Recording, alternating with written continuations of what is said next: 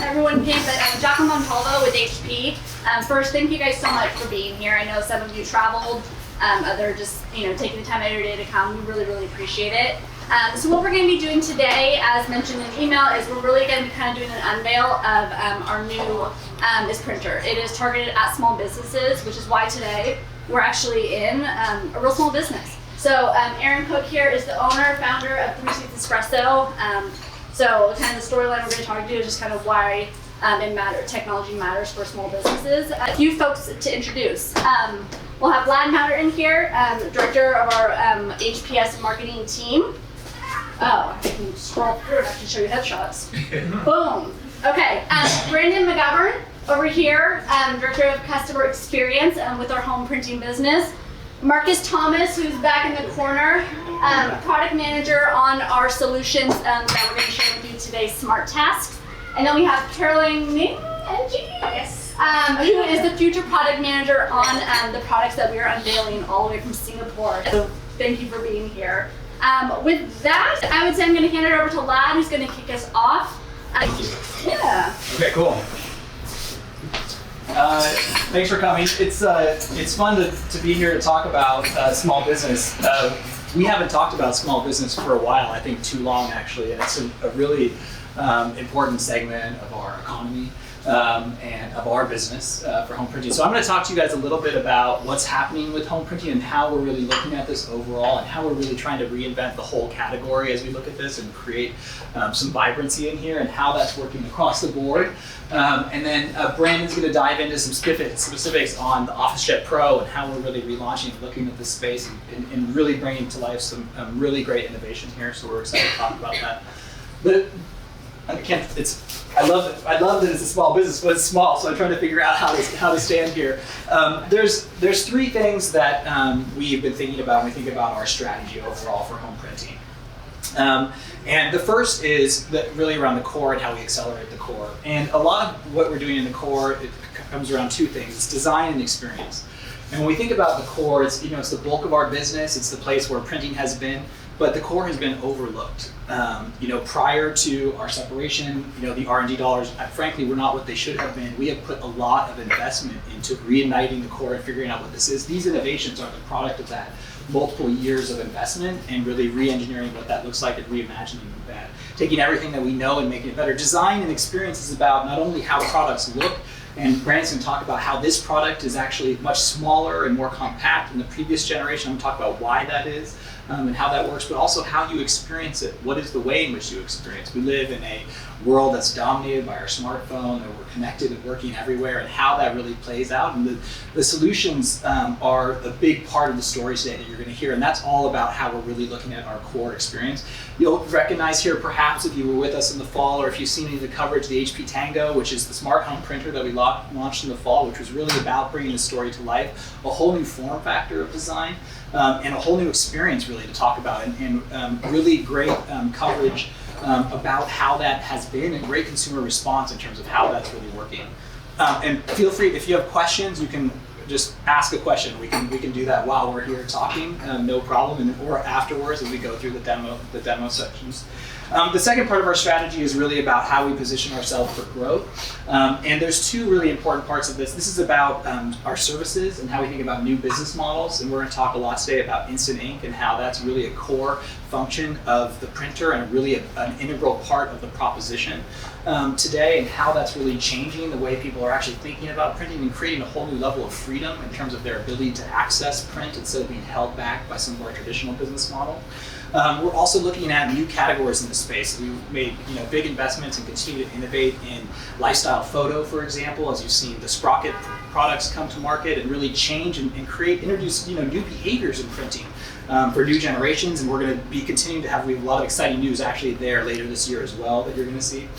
And then last, we are really working to reimagine use cases for print in the home and home office of the future. And here, that's where we're building an innovation pipeline and a a really deep kind of way to look at pilots and new ways to approach new problems that we didn't have printing do before. And I can't talk to you a lot about that because that's really where our deepest secrets are held. But we're really working a lot to think about what is print today? How is it still valuable? Some of the things that we've been thinking about and seeing is that we are in a revenge of the analog era. Digital has been huge, digital will remain to be huge, but the physical world is actually still really important, and print is very important. But we have to reimagine maybe how we deliver it to you, how it could be used, what that is. And you've seen us reapply some of our technologies. You think about how inkjet has transitioned to 3D. We're able to look at these things and look at them in new different ways, and we're going to be doing that consistently and trying to find new ways in which this becomes relevant far into the future and really think about what that looks like.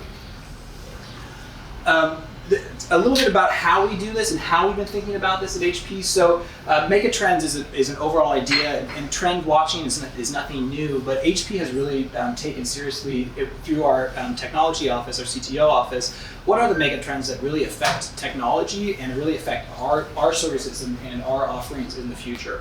And there's three that I want to talk about here that are really relevant to what we're talking about today. If you're interested in this and you want to go really deep, the megatrend study does get published every year and it's quite interesting. There's even some summary articles we're happy to share with you if you want to get into that. I find it fascinating to think about what this is and how these forces are changing who we are and what that looks like.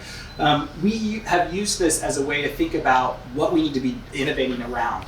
As we talk about three here, rapid urbanization. The 3,500 square foot home in the suburbs of New Jersey is not is still there, but it's not there for a lot of people anymore. More and more people are living in cities around the world. It's a global phenomenon, trend. We need to be thinking about smaller footprints, easier connectivity, the ability to print wherever you are and connect into that space. Personal is no longer just about your printer, but where you are and how can you access your content in that way in those different urban environments and how we design for that. That's why footprint and experience is a large part of this innovation today.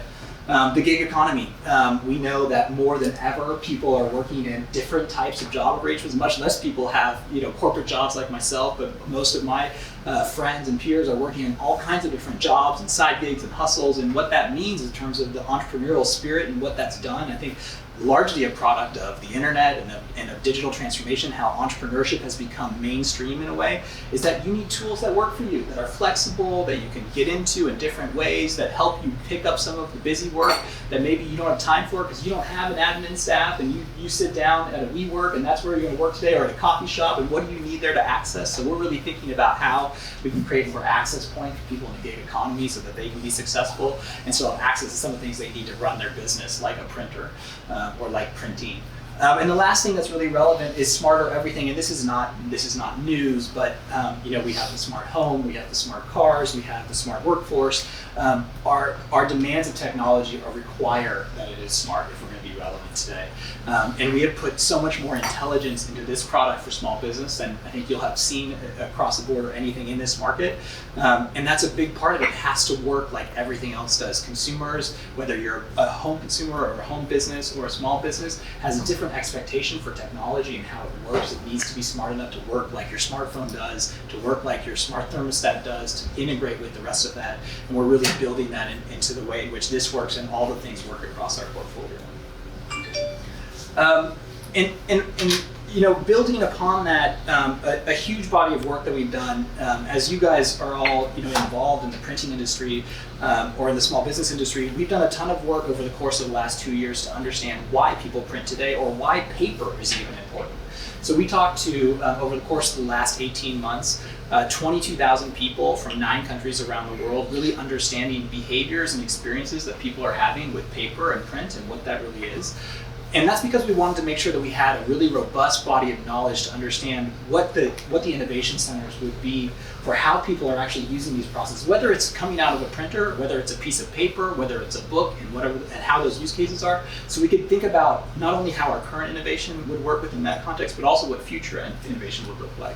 And there are 3 kind of main areas that we've really kind of come out of this as an overall learning or insight into why people are accessing print or printed materials today. And there's 3 categories: manage, grow, and create.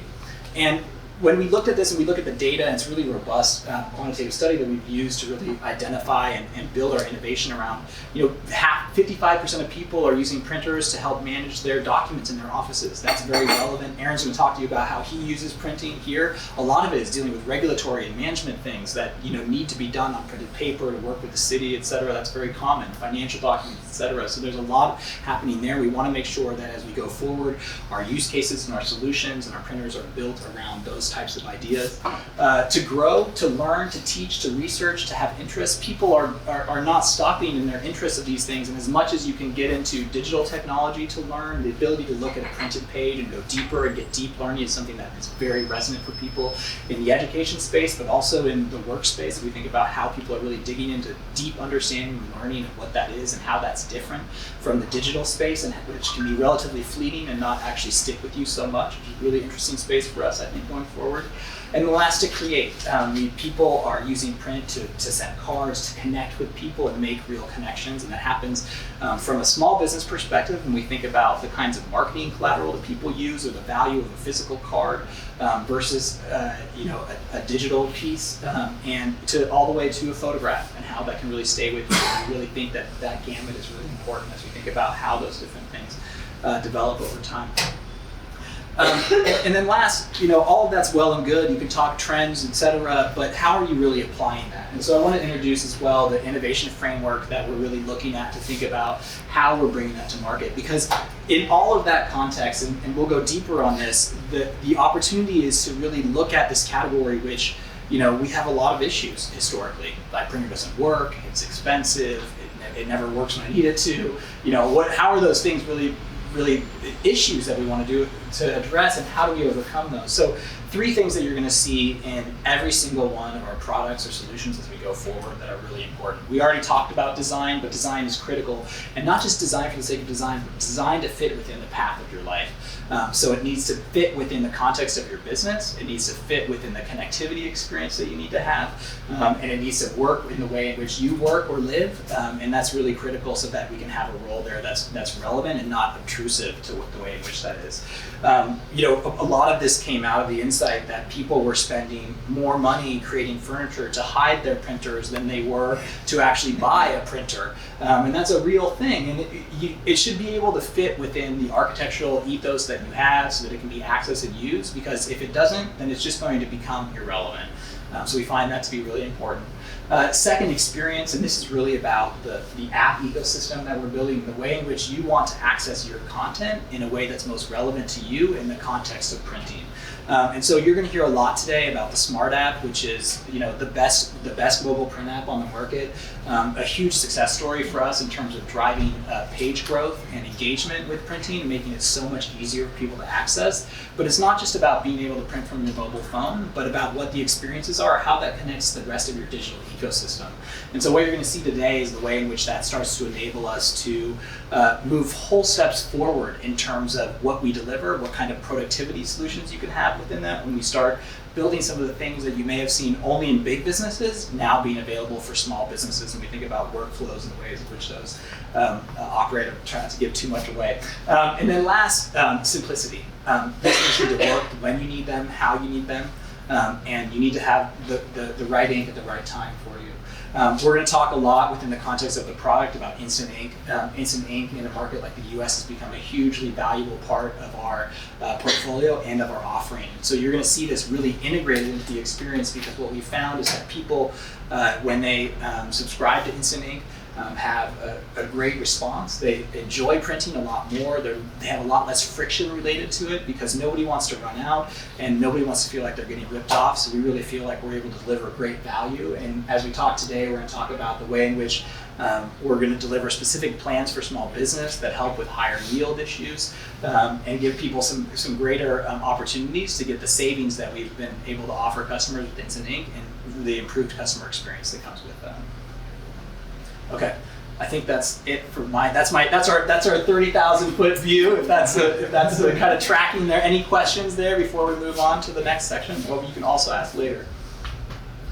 Okay, so I'm going to introduce Ramon Wright. He's the executive editor of Small Business Tech, and he's going to also bring up Aaron Cook, who's the owner of this establishment, that 3C Espresso, and they're going to talk a little bit about small business and what it's like to be a small business today. Through the process of us developing this product, but also, and I'm in marketing, but also in the development of the marketing, we spent a lot of time with small business people. We really dive in and understand what is it that drives them, what are the issues that they have, what are they trying to solve, and how can printing help in that way.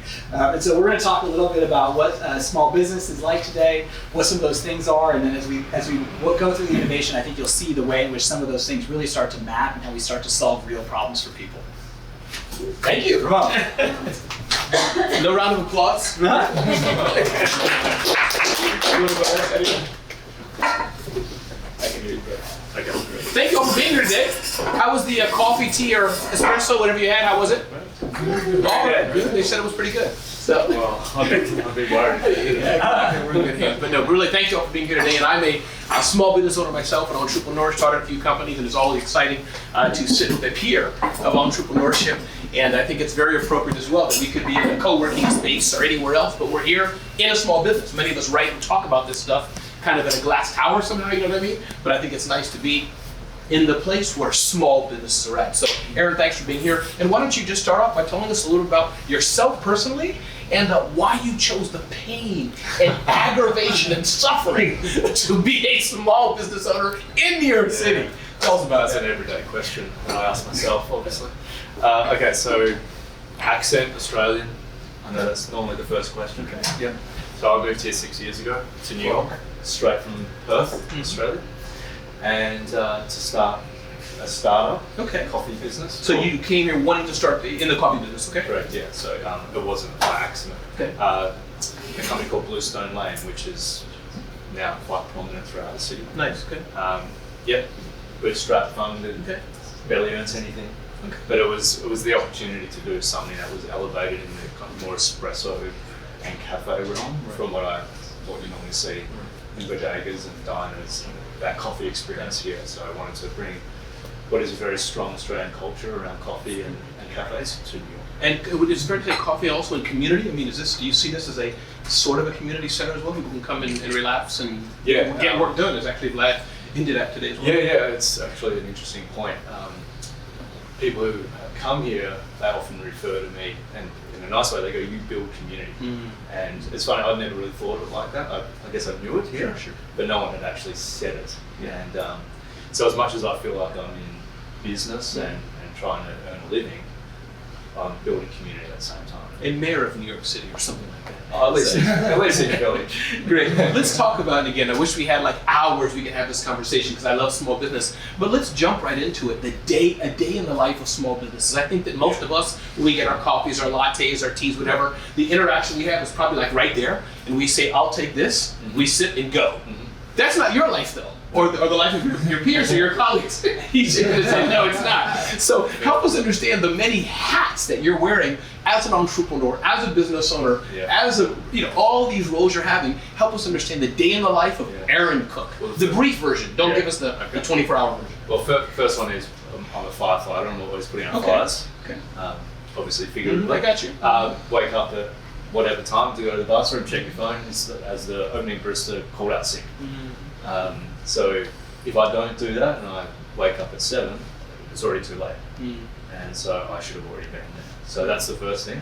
Make sure the store's open. So that's an operational thing. I'm also a barista, so I'll take a lot of those shifts.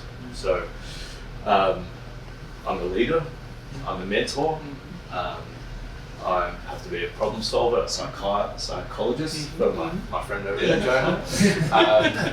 A friend, and as we touched on community, I need to be very open and engaged in the community. So we do a lot of charity event type things around this area specifically, by donating coffee, by donating our time. Obviously, I need to be an administrator. Yeah. That's the fun part of small business growth, not really. Let's talk a little bit more about that. I mean, as a business owner myself, and I think many of you will agree, we come to finances, administrative tasks, payroll, hiring, firing, dealing with New York City rules and regulations. Can you open up a bit and share with us about how that side of the day works? And thank you for being the firefighter community owner. What about the admin tasks that none of us, my wife, in fact, has a small business, and the reason she doesn't want to be in a business, she said, Ramon, I see all this paper, I see stuff you're doing, all these things. What is this all about? So help us understand this, the admin task. Well, I think from day one, it's a bureaucratic mess. So you're navigating the system of health department, building department, fire department, they come in. Everyone wants a piece of you, basically. And you need to make sure that all your documents are up to date and filed for various licenses. Etc. So that's in the background, but you're always getting reminded of that. If I want to employ someone, I'm printing off employee papers because I could do it online, but they probably don't have a PDF that they can modify. For them, I'm a business person, I do have that. They don't have that software. And isn't that ironic? We talk about the paperless office for what, 25, 50, 100 years, 3,000 years? The paper is still important, and I do think we are in a digital world, as you're saying, but paper is still a part of it. Please continue. I have to provide them the tools. To fill those forms in. The licenses and everything I touched on, I have to have physical copies of them in the store. Now, typically you walk into a business and you see the no smoking sign, you see the license to operate as a restaurant, CPR kit located under the counter, all this kind of stuff. Now, I've taken them off the wall because they look ugly, so it's just for the event today, so they're kind of batched over there. But normally you see a whole slightly new atmosphere here. Okay. They're typically visible, or I'll get a fine, and then I'll probably have to print off some paper to fill in that form. I thought you were going to say print off some money, look what to say. Go ahead. So constant licensing, paperwork for staff, payroll. You know, I'm probably dedicating at least 1 or 2 hours a day to administrative tasks. And if you had to think, this is like a tough Jeopardy question. If you woke up in the morning and had to think, do I want to do admin tasks for 8 hours? Or do I want to talk to my peers and serve a cup of great espresso and build community? Which one would you pick? Think about it carefully. Which one would you pick? Well, I think you know. But it's funny you say that. So when I actually moved here to start Bluestone Lane, I was that customer-facing person. But as we grew, without necessarily the infrastructure and money, I became more and more that administrator. And that's not what I got into it for. So I opened 9 stores in 2.5 years. Imagine the paperwork behind that. That's a big deal. And then I went, that's not me. I don't want to do that anymore. So I stripped it back and opened this store where I do spend 80% of my time customer facing. And I consider the administrative things I actually try to bounce between the coffee machine and my computer at times, but I try as much as I can to do it after hours. So I'll sit back here after the store's closed, get my printer out, get my laptop out, and put on some music and just try to chill. But I try not, as much as I possibly can, not to let it interfere with the day-to-day interactions. And what do you say, I mean, again, the pain point of many smaller businesses, and we've talked about this already, but to drive this point home, do you feel, Aaron, sometimes that if you had more time, maybe you could grow more, do more, help more employees, help more New Yorkers passing by here? Is that something? And I know that's the nirvana for all of us, but where does that fit into your ecosystem? What are your dreams? Maybe that's the question. What do you say, wow, if I could get an 8-day, if I could get the 26 hour of the day, I would do this. How does it fit into what you do? Yeah, it's quite topical. I really want to develop this as a coffee training centre. So, but the amount of time it's going to take for me to write up a curriculum for that and then actually teach it is huge. So, in the rapid growth I had in my other business, I saw the Achilles heel was training staff. If you're opening a heap of coffee shops and you aspire to be that quality, you need the staff to do it. And over here, the coffee culture in terms of espresso is not mature. So you've got this growth of stores who need all these high-end baristas, but you don't have the high-end baristas. So that's what I want to do here, not only for my store here, but can actually then filter those people out into the workforce. Okay, awesome. And when we look at here, I mean, since we're all here, I think it's such a unique position. When we look here at this store, can you walk us through this cup of coffee we're drinking? What goes into that? I mean, I guess you just to recap, you have to hire somebody. There's records that are including this hiring. Yep. Well, Let's go backwards. First of all, we might actually. And let's look at the advertise. store as we're going. So you have to advertise to get people in the door. Yep. Okay. Yep. Bring them in. Well, after you've gone through their resume, you bring them in. They often say they've got coffee experience. Okay. Like this one here. Okay. Stood on. I think everyone likes you a lot. What's your name? This is Joe. Welcome. Okay, go ahead. So You're a star now. Okay. Good. was it Mason Kaiser you worked for? Yeah, so I opened up about 10 Geekazine in the city before I came here. But the level of coffee that we were doing there versus the level of coffee you experience here is two different types of coffee. So I do coffee. So he walked in wanting a job as a barista, and he was pretty had a bit of swag. Sure. And I said, "Oh, okay. So you think you're a barista?" And he fell apart on the machine. Okay. And but Joe is a great example of that level of quality Yes. that is here versus what I want. Right. And over time, probably took a year, I would say, Yeah. for him to be working part-time then full-time, for him to step up and now be able to knock it out. Awesome. Yeah. And let's talk about one other thing, 2 or 3 more questions, and I think we'll move on, is the getting people in the door. I know this is a retail business, obviously. I'm assuming, correct me if I'm wrong, that people are coming in, I'm using the word knee-jerk reaction, that's the wrong word, but passers-by who come in when they see it. What are some of those marketing things that you have to do, advertising things that you do to get people in here, build the community beyond just random strangers? Yep. So the standards are Yelp, as an example, Google Maps. I've even used some Bluetooth technology where people will be close by and there's a pop-up that hits their phone. This is all money, of course. Other review systems, just for awareness. TripAdvisor, because there's a lot of tourists who come through and they'll go to that. In terms of that 26th hour, 26th hour or any any day. social media. Okay. I don't spend enough time on Instagram and Facebook because that's in everyone's face all the time. In a business like this, you should be posting once, maybe twice a day, a story or absolutely. or an Those actual pictures post. and what's happening. Yeah, beautiful photos and arrangement of coffees and food. Yeah. I'm probably lucky to do it once every second week. Yeah. Wow. Because I want to be customer facing, so you've got my attention as my customer. I'm not wanting to duck around the corner and be posting. Right. So, but at the same time, that will help bring in traffic. So it's a push-pull. No, I understand. Going back to the admin task. Yeah. My last question for you, my $1 million question. Are you ready? If you could find a tool that could help reduce some of the admin tasks, would you? And would you give those admin tasks to a printer? Yeah, absolutely. You didn't even hesitate. I was like, No. yes. No, I didn't want to say yes. I wanted to emphasize that yes. Yeah, absolutely. It just frees me up so much. Awesome. Yeah. Well, listen, any questions, any thoughts? Great, no questions. Love it. Thank you all for listening to our little discussion. I'll turn this back over to the HV team. Great. Thank you. Good luck up here, the savages. Yeah, no. So, hopefully you got calmed down after this. So that was really insightful. And thank both of you for kind of walking us through that, understanding the day in the life, understanding some of the pain points of being a small business owner, right? And really that balance between, let's see if I can get this right, the balance between the way I think about it, that there are things you have to do to work in the business, that administrative stuff that you have to do day to day, versus working on your business to help engage with customers, to help your business grow, right? And as a small business owner, you're constantly juggling with that.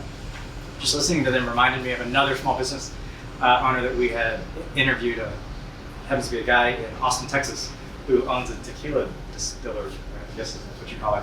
Pretty interesting business. He brings it in, distills it, and distributes it from Mexico.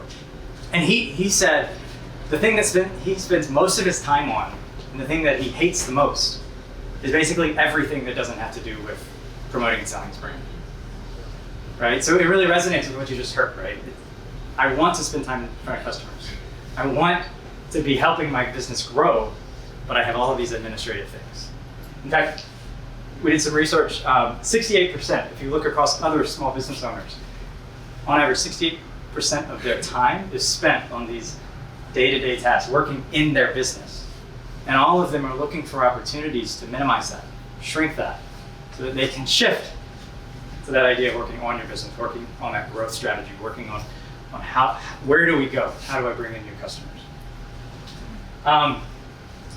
I don't even know if I should talk to this because they did such a great job illustrating it, but there's just all of these tasks that a small business owner has to work with, right?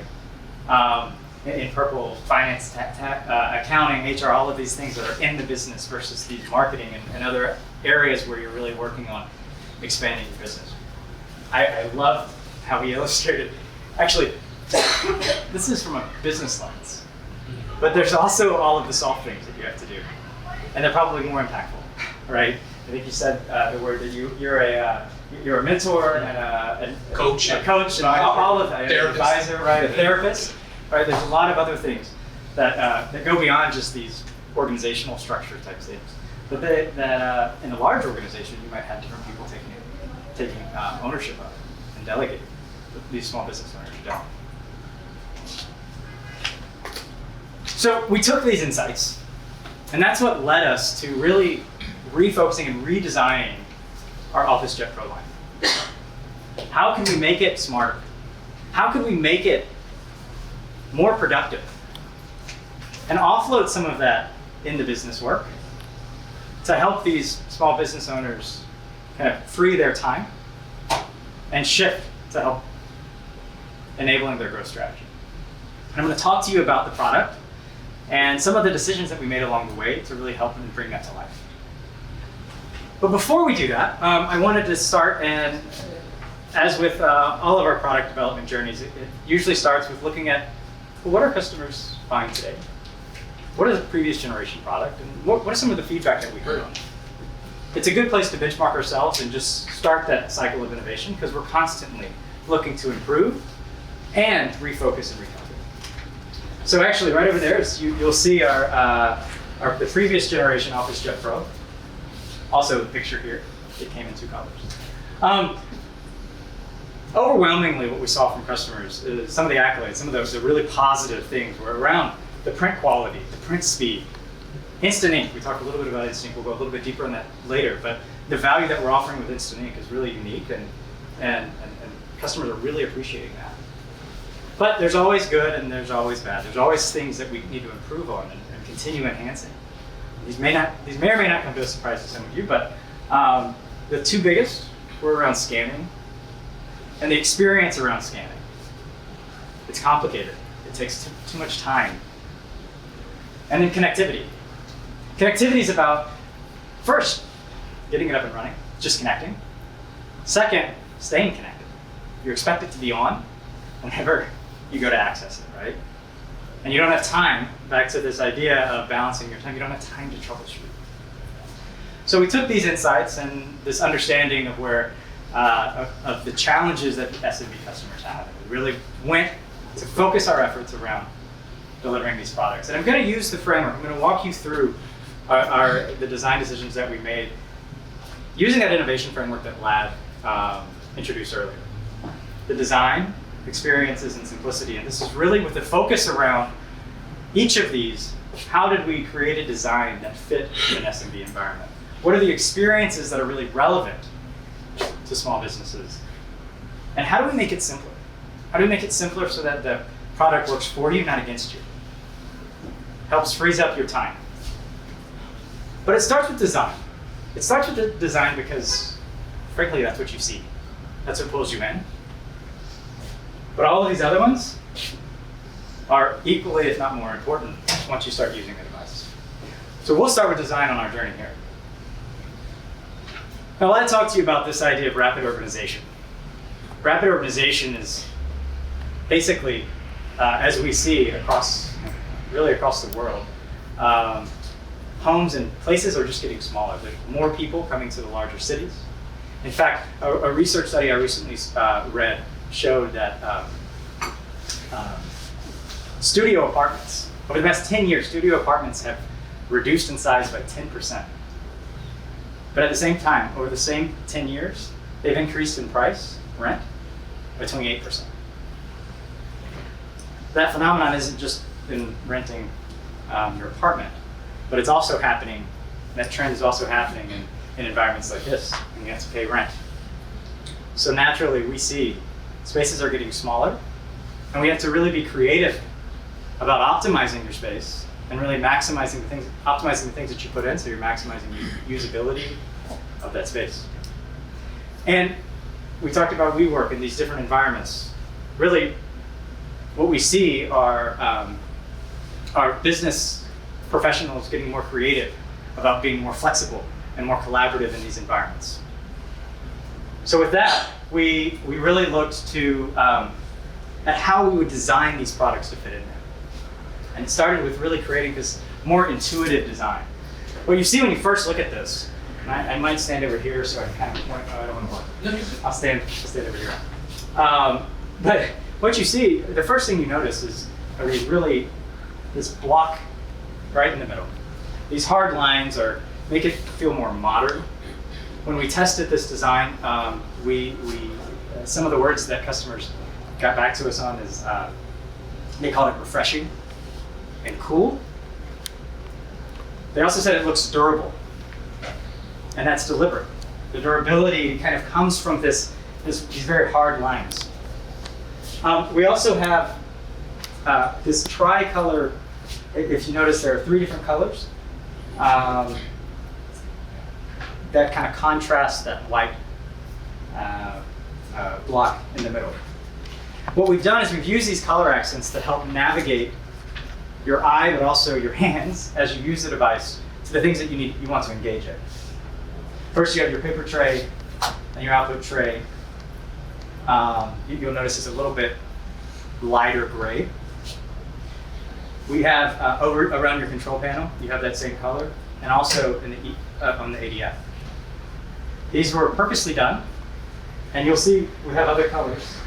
For example, this coral color that really accentuates that, because these are the areas where where the customer or the user really starts to engage with the products. We have 3 different colors that we're going to be announcing. The first one is this basalt. It's this lighter gray color. Second is oasis, this teal color, and then third is coral. Interestingly, so these color profiles came from a tremendous amount of research that our design organization does in order to understand what's trending, what are the colors that are trending, because you have to forecast this out many years. We have to think about what customers buy today, tomorrow. They look cross industry. It's not about what colors are relevant in the printing industry. In fact, you don't find these colors on printers today, but it's about what colors are relevant across the industry, fashion, furniture. And especially this oasis, this coral color are things that are really starting to pop and to become more and more popular. An interesting note, and this is actually a good proof point of that, is that coral was named the Pantone Color of the Year for 2019, which just recently came out. And we're offering these different colors because as you bring this printer into a small business like this, the small business owners, they want it to fit in the environment that they're using it in, right?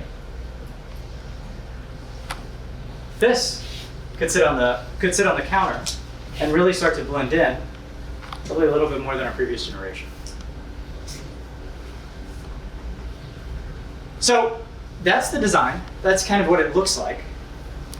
But then we also said, well, if all of these environments are shrinking, we need to kind of make sure that our devices are following the same trend.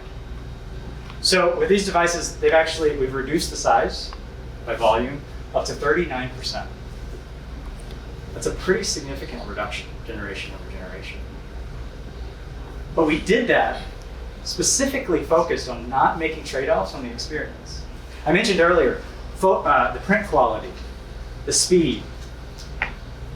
Those were important, and customers were very satisfied with them in the previous generation. So we made sure we didn't want to make a trade-off. We didn't go smaller and make a trade-off on those. But beyond that, we didn't just not make trade-offs. We actually added more capabilities to be able to make this a more productive device. I want to showcase some of those to you. The first thing, I'll walk through each of these, and I'm actually going to turn your attention to this because I'll just show them to you on here. The first thing we did, one of the things we did, is we added single pass duplex scanning.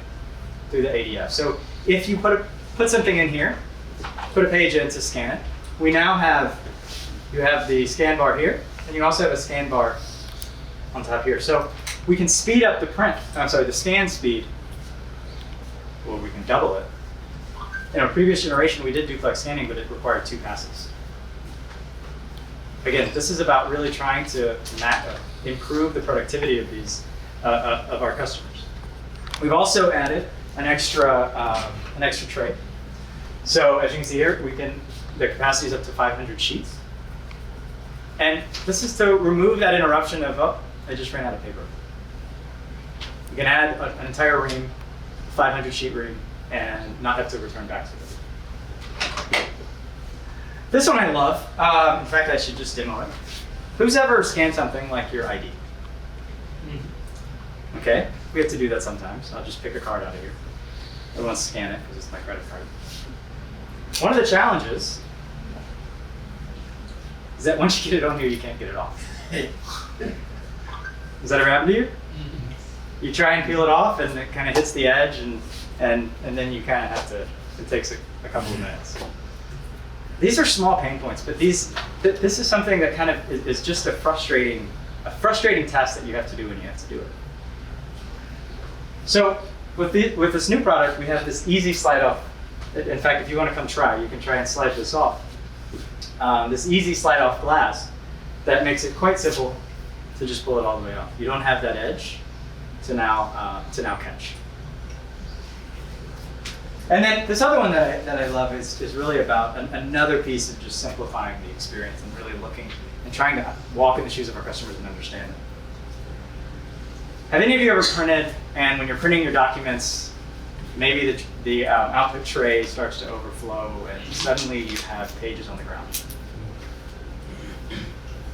Well, one, it's frustrating because you have pages on the ground and you have to bend over and you have to pick them up, right? 2, what if it needed to be in order? Now you got to spend the next 5 minutes resorting and reordering all the prints that you have. It's really frustrating. So in this product now we have output tray sensor that when you print and it gets to 100 pages, which is the capacity of the output tray, it'll actually stop. And it'll wait for you to take the paper away, and then it'll restart from where it left off. Again, another pain point, trying to alleviate some of the time that people have to spend managing their printer so that they can get to work. Any questions on these?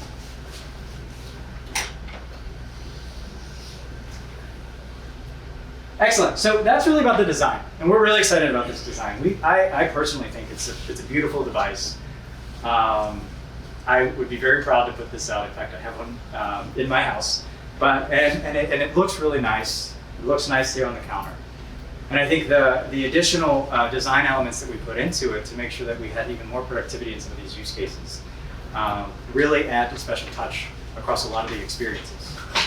That brings me now to how we make these experiences more accessible, more relevant to the customer whenever they're using it. And this really gets back to standing in the shoes of your customer, really trying to understand what are they doing in a day-to-day. And it starts with, as Lad had already previewed, the HP Smart App. Our HP Smart App is really designed around unlocking you from your desk, unlocking you from your PC, and really enabling printing from anywhere, mobile printing from your phone. It's no secret. I probably don't have to prove to everyone that we use our phones more today than you probably use your PC. There's a lot of content that gets loaded into your phone that you might want to just print off. I'll give you an example. Every week, my son's in daycare, and every week I get an itinerary of like what he's going to be doing on a day by day. When I get it, I used to have to go to my PC, load it, print it, and it was just an extra step that I had to remember. Now, I receive the email, pops up on my phone. In 2 clicks, it's printed at home, no matter where I am. So that when I get home, I can just grab it, throw it up on the fridge, because we always refer to it throughout the week to engage in and kind of, what'd you learn today? Did you do this, right? So it really frees up my time and kind of mental capacity so I don't have to remember to do that when I get home. With the Smart App, we've integrated different experiences like scanning. So you're going to see some demos. And one of the really cool things that you can do is the scanning from your smartphone. So here, yes, we do have the flatbed scanner. We also have your ADF to quickly scan, but you can also use your phone to quickly capture things, to scan it or copy it in. And you'll see some of that soon. But back to what we heard earlier in some of our customer feedback, scanning can be a pain point. Scanning can be somewhat cumbersome. There's a lot of steps to it. In fact, when we dig into this, this idea of digitizing documents, it is very time consuming. About a month ago, I was on a trip. I went to, I guess it was actually a couple weeks ago. I was overseas, and I had to capture all of my documents, all of my receipts as I was traveling so that I could expense them. Okay, pretty straightforward process, kind of. But in HP, we have kind of an older expense system, and I use my Smart App to capture all of this. Now, the challenge is, let me take you through my journey on this. For the first day, I did all of these different things, took cabs, dinners, had all my receipts. At the end of the day, I scanned in all of my receipts, and I named them, and I thought I was being really smart because I named them, dinner at such and such. And then I emailed it to myself, dinner at such and such. I emailed it to myself, and cab ride 2, emailed it to myself. Fast forward the next day, I do the same thing. But I'm not really thinking, and I named them all something different. I think I named them receipt 1, 2, 3, 4, 5. And then and I emailed all this to myself, and the title of it was something different. So then when I went back, I struggled because I didn't know how to sort my email and get all of these out. Not only was each one of these a unique process, it was very repetitive. Every time I went through this process, I had to do it again and again, right? And customers have to do that every time they scan. You have to grab it, you have to rename it, you have to put it where you want it, and it takes time. It's very manual.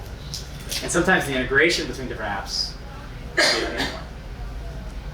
This is consistent with my experience in enterprise and also with some of the small business owners. So we wanted to really help and simplify that. And we're launching something called Smart Tasks. This is within the Smart App, but also within the experience of the device itself, and you can access it from the control panel. And again, you'll see a demo of this, but this is really a way to create custom shortcuts. Now I can remove a lot of the steps that were repetitive and create a custom shortcut that quickly captures and places that document where I can find it later. It automatically syncs it up, perhaps with your Google Drive, with your OneDrive, with your Box, Dropbox, even QuickBooks. You can automatically sync this. But you can also sync it not just with your smartphone, which I don't have here, but also with the device. So you can access these. You can access it directly from the printer. You can also access it from your phone. And then we also added some really nice bells and whistles to that experience, such as smart file naming. We have OCR built in that's going to identify what it is and help you by automatically naming the file. And also, if you want to, it can create an editable PDF so that when you access it from the cloud, you can access it, make edits, and move on. Again, trying to take out some of these steps by automating these custom shortcuts, or automating these steps to help you capture and get on with what you need to do. We're really excited about Smart Tasks. As when we tested this, we realized what we recognized is we're able to remove 81% of the steps involved in scanning, capturing, and either storing, or sometimes you want to scan or make a copy of something and just automatically print it out. In fact, we can do both by creating a custom shortcut. You can scan, store, and print a copy all within your custom shortcut. And it saves our customers about 50% of the time that it used to take whenever they're scanning. So this is something that we're very excited about. Okay, so we have the design.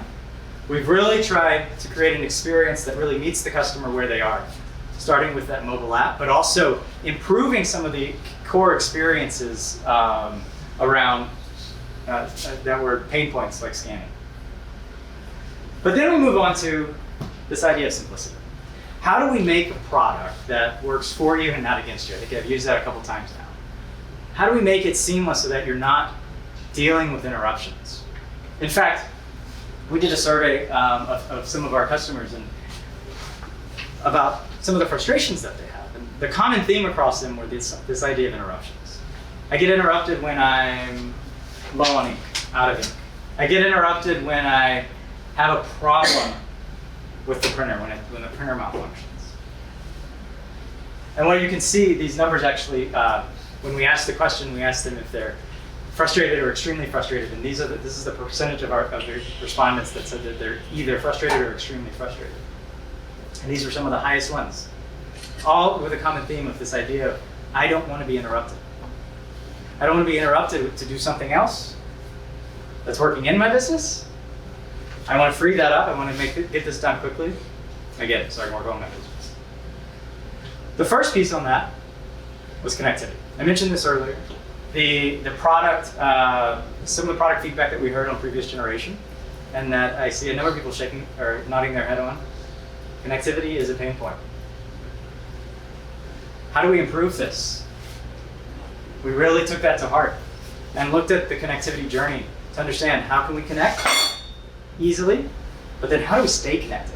And that idea of staying connected, we've implemented a new self-healing Wi-Fi. Now, if you might recall, we first announced some of the self-healing Wi-Fi capabilities in our previous, in the fall launch of Tango, but we're enhancing it even more in our OJ Pro line. How self-healing Wi-Fi works, let me just walk you through it. We're constantly looking to detect issues. If you have a dropped connection, what happens is the printer will automatically try and recover. It may reset your module, it may reset the device, but it'll go through various steps to recover, all without you knowing. Trying to keep your uptime higher by trying to look out for you to make sure it's on. Now, sometimes that doesn't work. Sometimes I changed the name of my access point. Sometimes I've changed my password. Sometimes something else has happened. Sometimes I moved the device to another location. So a simple reset isn't going to actually make it connect.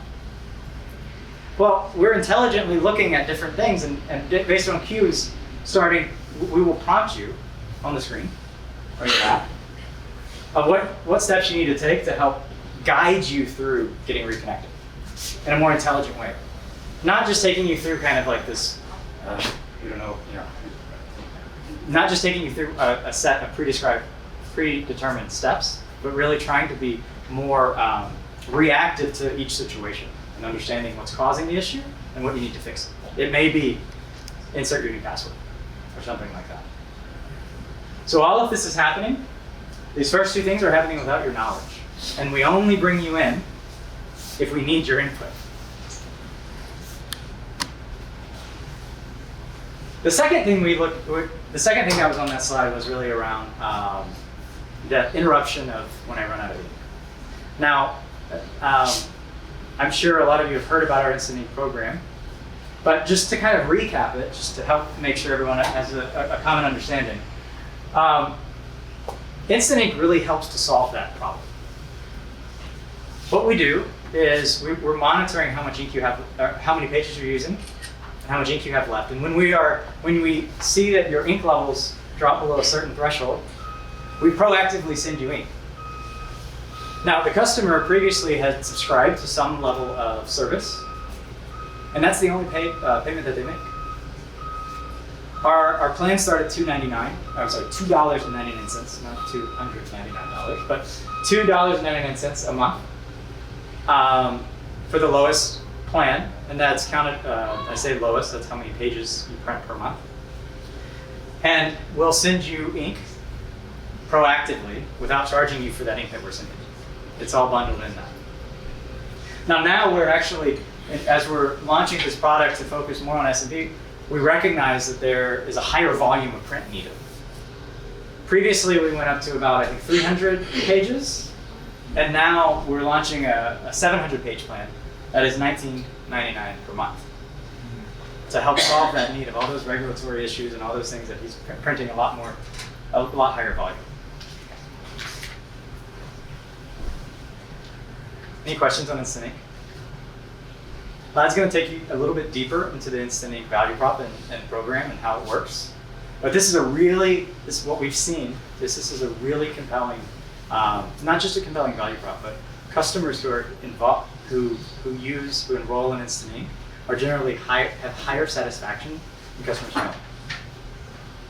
Not just about the ink, but about the overall experience with the product.